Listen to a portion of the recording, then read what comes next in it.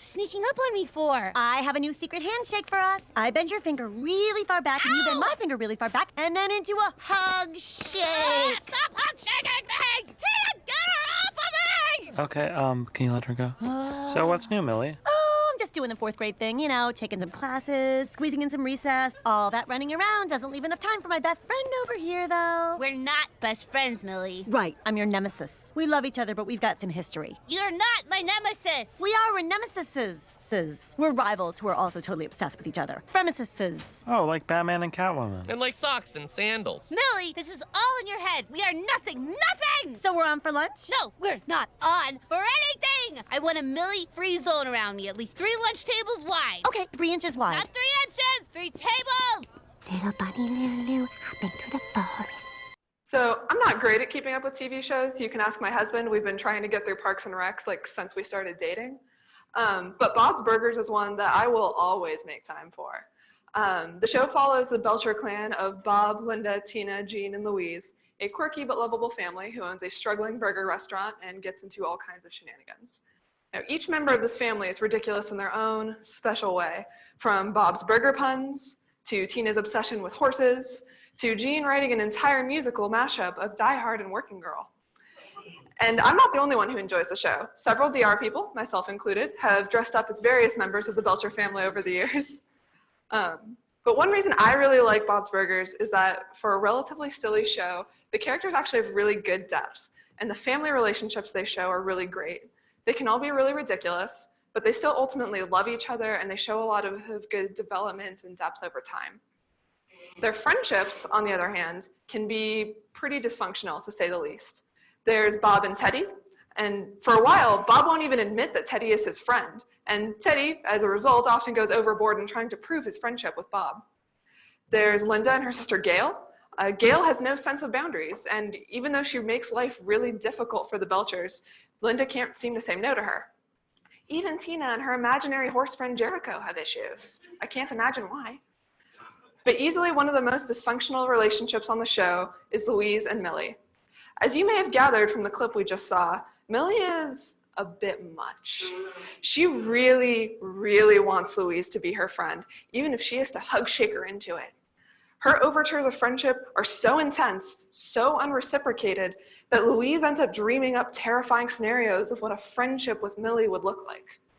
With all the ballots counted, Wagstaff's new president is Millie Frock. Ugh, I don't believe it. Louise, can you come up here, please? I want to make an announcement. No, thank you. Wrestling team, bring her to me. Oh, let me go. Home ec class, sew her to my side. Metal shop, make a metal sculpture of us. Choir, sing my new school anthem. Millie and Louise. Marching band, play the Millie and Louise overture. Dance club, dance. Cheerleaders, It's understandable why Louise may not want to be in this friendship, or at least have her Millie-free zone be respected. Millie is not an easy person to be around, and Louise would rather just not have to deal with her. It would be much easier on Louise if Millie wasn't so difficult or so bent on being her friend. And as nice as it would be if Millie's personality had a sudden, drastic improvement, it's probably not going to happen. And so Louise is left to figure out how to interact with her fremesis on a regular basis. And while we probably, hopefully, don't have someone literally trying to sew us to their side or hug shake us into a friendship with them, I think it's safe to say that at some point, we've all had or will have challenging friendships. Now, maintaining quality friendships, as we've seen, is critical to our health and flourishing. When things are going well, our friendships offer us incredible gifts, like Dave talked about a few weeks ago. They help grow us, and they help us all to become more like Christ. We've learned what makes a good friend and how to be a good friend to others, as Jonathan and David model for us in 1 Samuel. We've even begun to dig into how to work through the natural conflict and bumps in the road that arise as we try to be in relationship with others, checking our assumptions, sorting through our faulty filters, and making sure our expectations of others are valid. But underpinning all of this is the idea that our friendships are deeply important, and it matters who we spend our time with. Sometimes our friendships can be less of a gift and more of a drain, or even actively harmful. We may be in friendships that are slowly hurting us, pulling us away from who God has made us to be, and leaving us feeling resentful and bitter. The friendships we invest our time and energy into matter because who we spend our time with will end up shaping our thoughts, behaviors, and character, at least to some degree. When we spend time with people who care for us and help us grow, this character shaping is great. When we spend time with people who don't do that, our character can be shaped negatively and our ability to flourish can be constrained. For example, if you hang around people who are wise with their money, you often start to handle your own money differently. If you spend a lot of time with people who put others down and make fun of them, you will likely follow suit. And the Bible brings up this idea of our friends shaping our character several times. In 1 Corinthians, it says, "Do not be misled. Bad company corrupts good character." And throughout Proverbs, we see things like, "Walk with the wise and become wise, for a companion of fools suffers harm.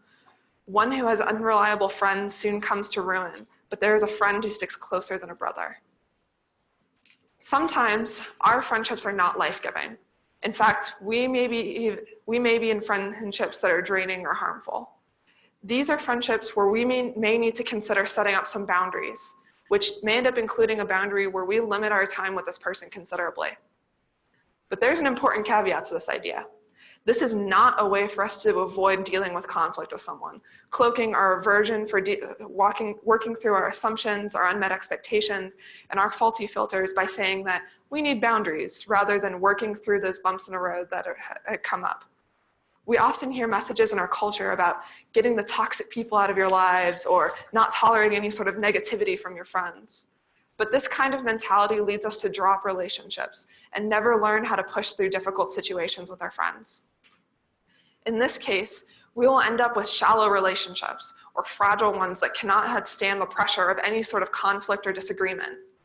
We might find ourselves flitting between relationships that inevitably fizzle out or break down, always feeling like we aren't respected enough or cared about.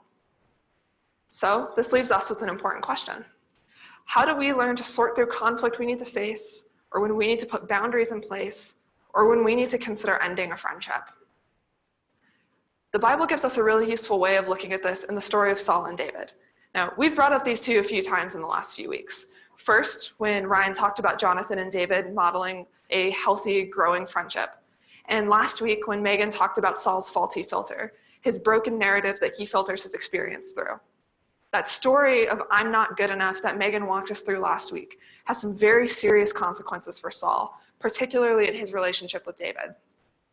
Now, initially, David just works for Saul. He is a gifted musician and he plays his lyre to help Saul relax. Saul does actually care for David though. When he volunteers to fight Goliath, Saul initially won't let him out of worry for his safety against such a strong enemy. And even when he does give David the go-ahead, he gives him his own armor and weaponry to face him. When David defeats Goliath and opens up the path to an Israelite victory over the Philistines, Saul is impressed and he brings David even more into his service. From that day, Saul kept David with him and did not let him return home to his family. Whatever mission Saul sent him on, David was so successful that Saul gave him a high rank in the army. This pleased all the troops and Saul's officers as well. While Saul and David were probably not as close as David and Jonathan were, there is still an important relationship here. Saul keeps David, a shepherd boy who is essentially unknown before defeating Goliath, close to the seat of Israelite power, and he clearly trusts him. Unfortunately, Saul's insecurities start to create cracks in their friendship pretty early. When the men were returning home after David had killed the Philistine, the women came out from all the towns of Israel to meet King Saul with singing and dancing, with joyful songs and with timbrels and lyres. As they danced, they sang, "Saul has slain his thousands and David his tens of thousands." Saul was very angry. This refrain displeased him greatly. "They've credited David with tens of thousands," he thought, "but me with only thousands. What more can he get but the kingdom?" And from that time on, Saul kept a close eye on David. Saul is clearly paranoid, and he allows his broken view of himself to color how he views David and his success. Our views of others inevitably color how we treat them, so this leads Saul to lash out at David repeatedly. Still, David sticks around, and pretty soon Saul's actions escalate even further. Saul told his son Jonathan and all the attendants to kill David, but Jonathan had taken a great liking to David and warned him, "My father Saul is looking for a chance to kill you. Be on your guard tomorrow morning. Go into hiding and stay there." After repeated attempts on Saul's part to harm or kill David, Jonathan warns him to get out of the situation, and a few verses later, David escapes. So far, this reads more like an episode of Game of Thrones than anything else. What could it have to teach us about boundaries? I'll admit this situation is pretty extreme, but it gives us an idea of the kinds of situations that may call for something beyond regular conflict resolution. And to start, we need to establish what kinds of friendships call for this extra consideration. With this sort of relationship, the issue at hand is likely something larger than just the natural bumps in the road that come with the friendship. This doesn't mean we're suddenly excused from trying to work through conflict with this person to the best of our ability, but rather that we may need to consider some steps beyond that in order to balance our own health with loving this person well. And these kinds of friendships may present themselves in a lot of different ways, but I think there's a few overarching categories that can help us sort through if we're in a relationship like this. First, there are friendships where your friend is repeatedly hurting you. And what we've seen so far in David and Saul's story, this one's pretty obvious. Saul is that person, as he is the one who is trying to kill David several times. Now, I hope that none of us are in that extreme of a situation, but we still might see harmful patterns in our own friendships.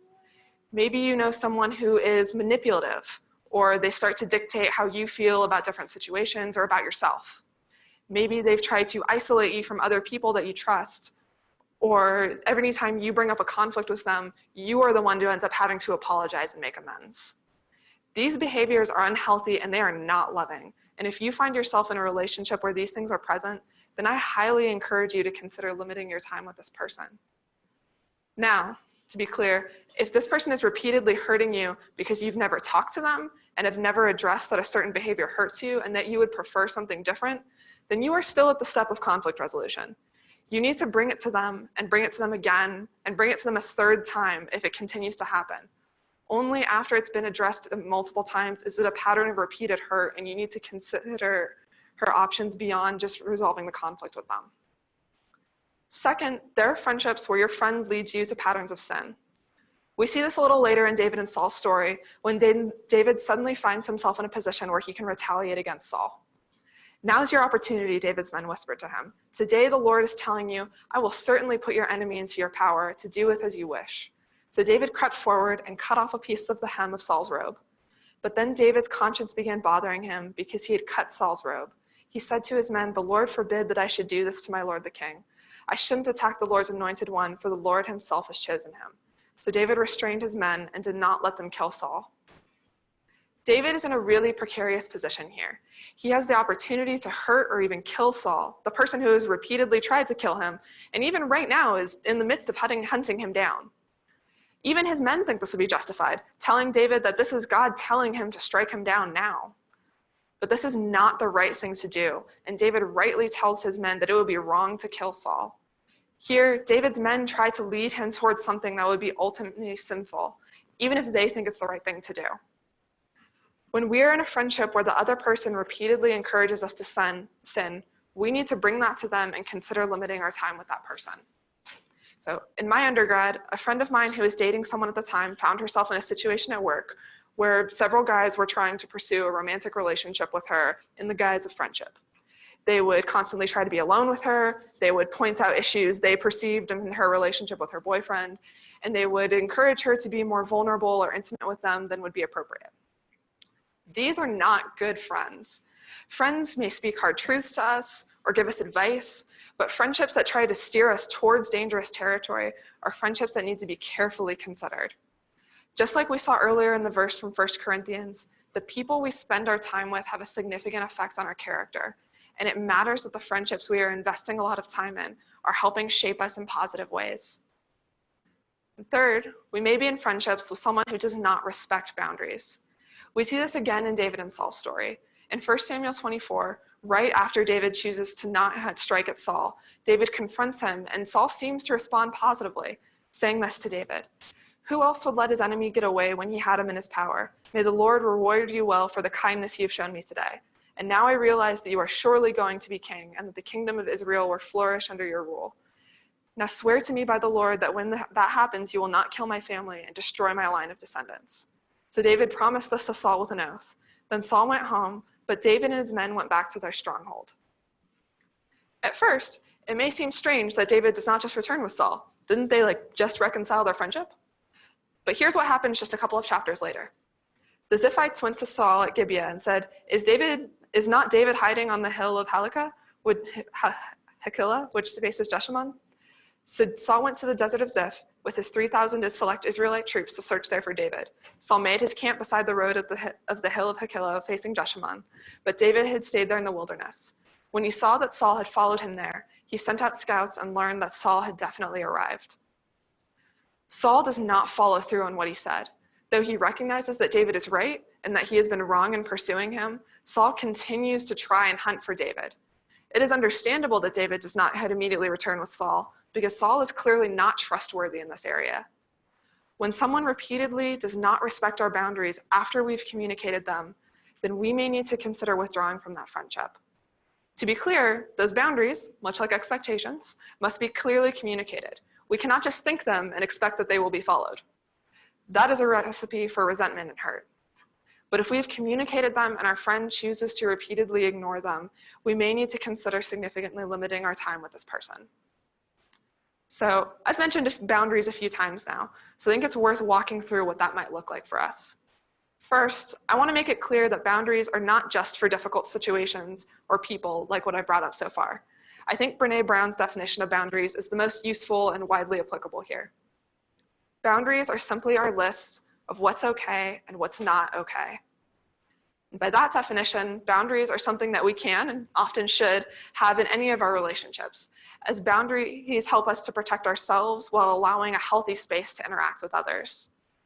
While they are helpful in any relationship, they can be especially necessary in friendships where there are sustained patterns of hurt or harmful behaviors. Brené Brown puts it this way in her book, Rising Strong. What boundaries need to be in place so that you can stay in your integrity and make generous assumptions about this person's motivation, intentions, or behaviors? And for many of us, there may be some tension between setting boundaries and being kind to others. It does not necessarily feel loving to set boundaries, and we may wonder how to set healthy boundaries and remain compassionate. The reality is that it is really hard to be truly compassionate without setting boundaries. Without clearly knowing what is and what is not okay for us, we begin to lose our own integrity and we can grow resentful, feeling like we're being taken advantage of and are not cared about. We cannot be good friends to others if we are constantly allowing our own worth to be overrun. Again, from Brené Brown, I believe it comes down to a simple question. Can you be kind and respectful to your friend if he or she is hurting you? The answer is no, and this leads to a couple of choices. The easy solution is to be unkind and disrespectful back, or to walk away. The courageous answer is to look at this friend and say, I care about you and I'm sorry that you're going through a hard time, but I need to talk to you about what's okay and what's not okay. These kinds of conversations about what is okay with us and what is not okay for us can be really hard, but they are so very worthwhile to the health of ourselves and our friendships. When we know that our friendships are unhealthy or are shaping us negatively, learning to set boundaries and have conversations about what we need can improve the health of these relationships and respects the inherent worth of both people. David has a boundary, even later in 1 Samuel, David has a boundary setting conversation with Saul. Then he shouted to Saul, why do you listen to the people who say I am trying to harm you? This very day you can see with your own eyes it isn't true. For the Lord placed you at my mercy back there in the cave. Some of my men told me to kill you, but I spared you. For I said, I will never harm the king. He is the Lord's anointed one. Look, my father, what I have in my hand. It is a piece of the hem of your robe. I cut it off, but I didn't kill you. This proves that I am not trying to harm you and I have not sinned against you, even though you have been hunting for me to kill me. May the Lord judge between us. Perhaps the Lord will punish you for what you are trying to do to me, but I will never harm you. As the old proverb says, from evil people come evil deeds, so you can be sure I will never harm you. Now there's a lot we can unpack here, but the biggest thing to take away is that David is bringing his issue and his boundary directly to Saul. He says, you are pursuing me and you are trying to hurt me. I am not trying to harm you and I have not sinned against you. I don't want to hurt you, but this is not okay. By confronting Saul and having this tough conversation, David is able to retain his integrity and acknowledge his own needs and feelings.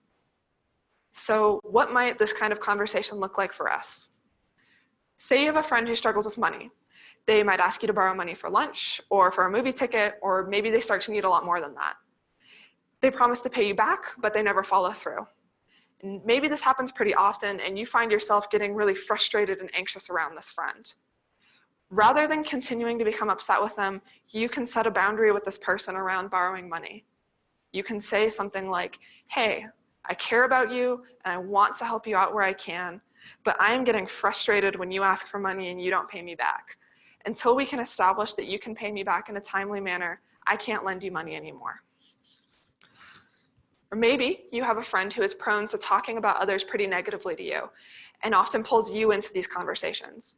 You want to be there for them and when they are frustrated, but you often end up just complaining alongside them, and it's starting to hurt your relationships with these people as well.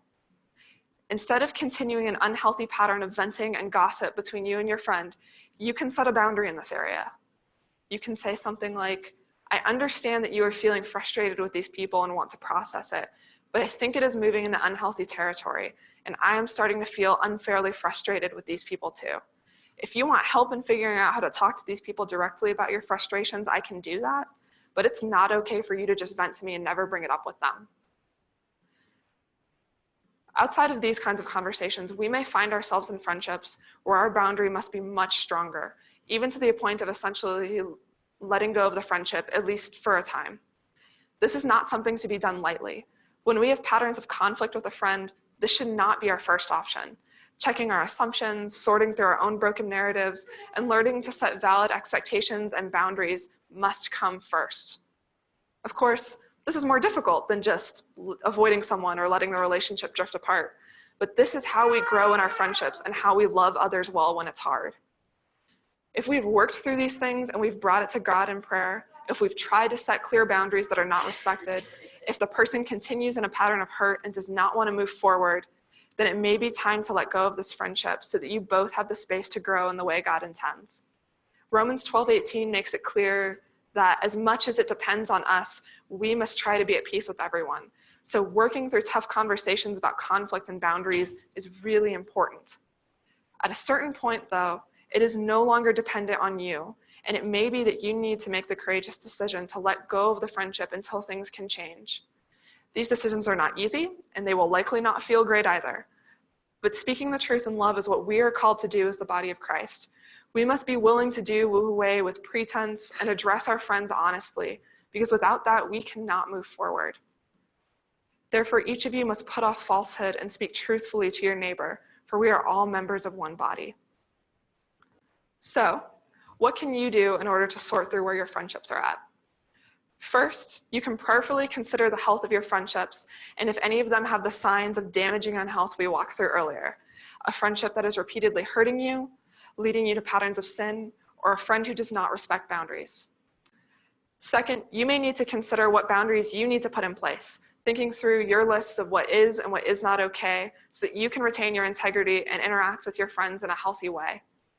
If you want to learn more about working through boundaries and what those kinds of conversations can look like, then I really recommend looking into the books Boundaries by Henry Cloud and James Townsend and Rising Strong by Brene Brown, which I quoted a few times earlier.